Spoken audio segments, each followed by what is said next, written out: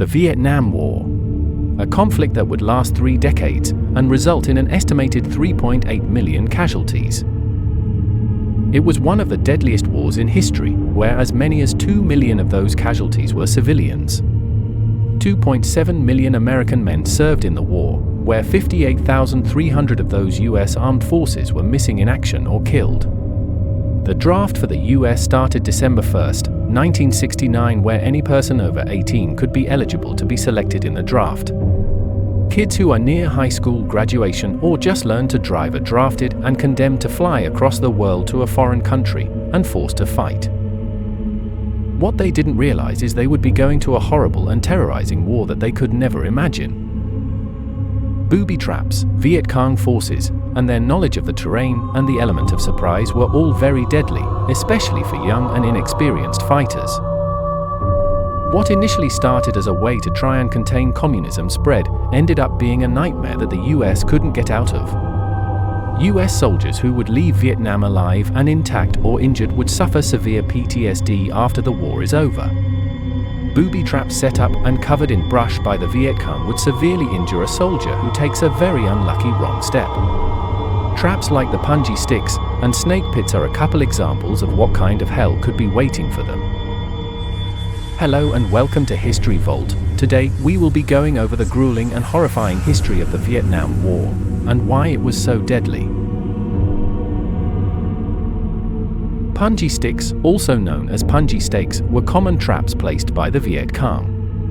They were sharpened bamboo, wooden or metal sticks that stuck up at the bottom of a small dugout pit, where they would cover the top with loose brush for camouflage.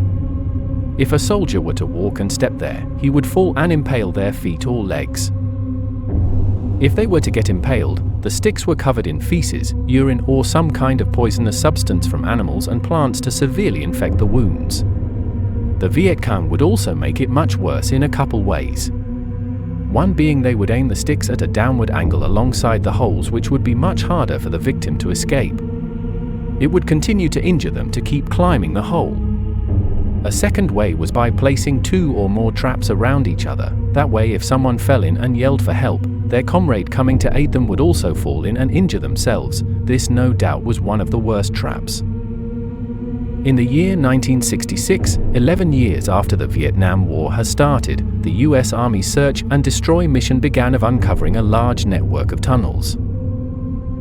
Some would get up to as much as 40 miles long and were used by the Vietcong for ambushes and guerrilla warfare, which allowed them to engage in many hit and run attacks against the US and Southern Vietnam forces. So when the US forces would try and follow any of their evading attackers, many traps would be waiting for them to fall right into.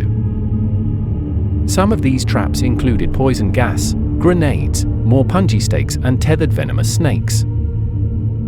To describe the tethered snake trap in more detail, the Vietcong guerrillas often carried bamboo pit vipers in their packs, so if anyone were to search in his pack, they would be killed. They would tie these snakes to bamboo sticks, so when the stick was released, the snake would come right with it onto the enemy.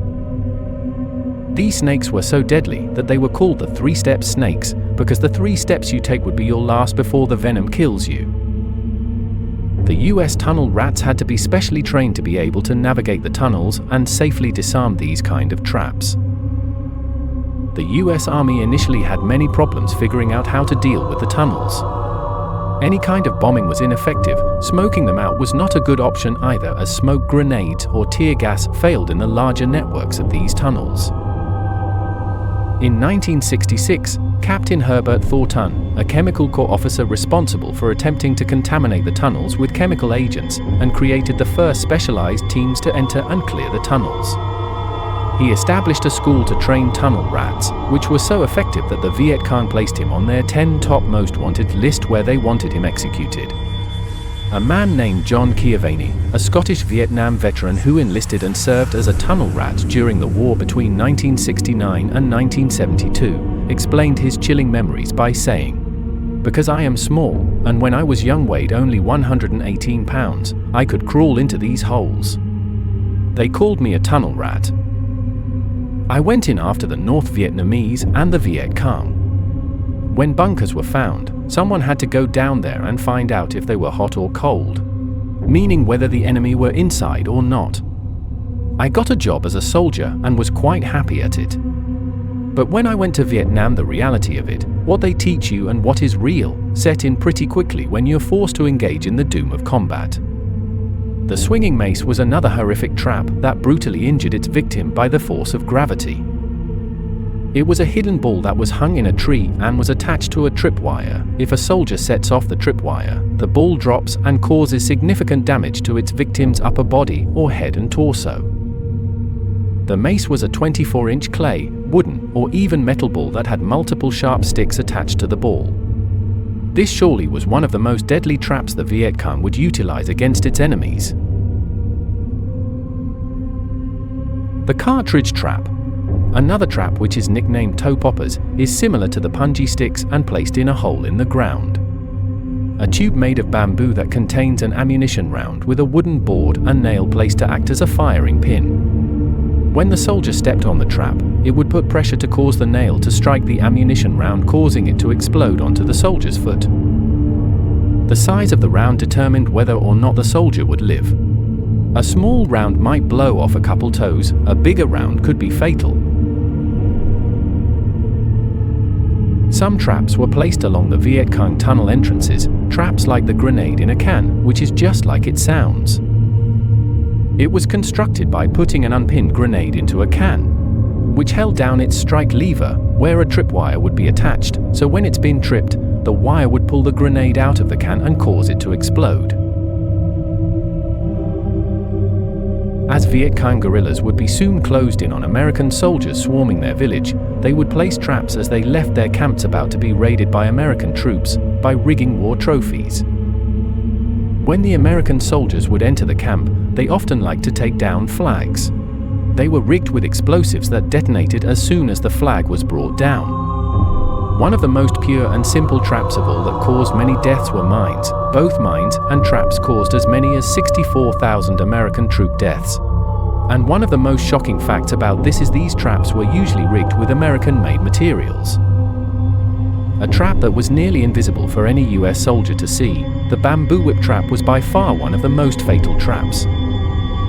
A stock of green bamboo would fix to an anchor point and tied to the trunk of another tree. It was bent at a 90-degree angle with rope or twine, and the end of the stock would be fitted to foot-long spikes. The line used to hold the end of the stock would be tied and routed across a walking path. When tripped, the wire would initiate the trigger mechanism to rocket the spiked bamboo the opposite direction into the soldier. The Vietcong would tie it at head or torso level, causing the spikes to plunge into the victim's chest, stomach, head, or even neck. Just around the corner of a wall, behind a canopy, or behind every other tree, the bamboo whip trap would be waiting for its victims. Between the years 1965 and 1970, 11% of all US soldier deaths were from booby traps.